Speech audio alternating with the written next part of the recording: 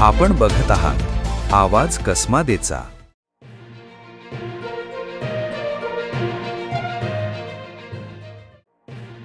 नाशिक शहरातील इंदिरानगर पोलीस ठाण्याच्या हद्दीत घडलेल्या तरुणीच्या हत्येच्या घटनेला धक्कादायक वळण मिळाले आहे।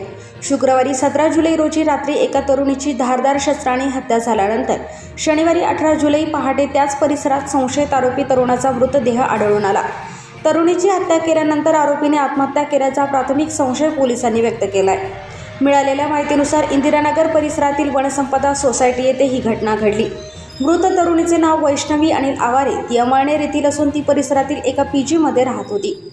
शुक्रवारी रात्री सुमारे 10:30 वाजण्याच्या सुमारास वनसंपदा सोसायटीतील गार्डनमध्ये तिच्यावर धारदार शस्त्राने हल्ला करण्यात आला। गंभीर जखमी झालेल्या वैष्णवीचा घटनास्थळीच मृत्यू झाला। घटनेची माहिती मिळताच इंदिरानगर पोलीस तातडीने घटनास्थळी दाखल झाले।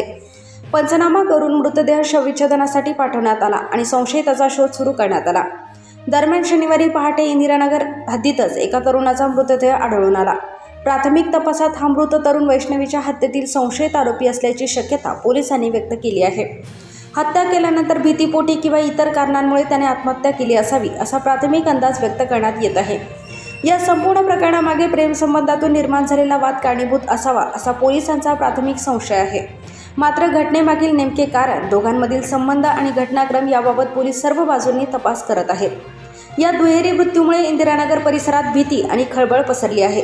दोन्ही मृतदेह शवविच्छेदनासाठी पाठवण्यात आले असून त्याचा अहवाल आणि पुढील तपासानंतरच या प्रकरणातील संपूर्ण सत्य समोर येणार असल्याचे पोलिसांनी सांगितले आहे।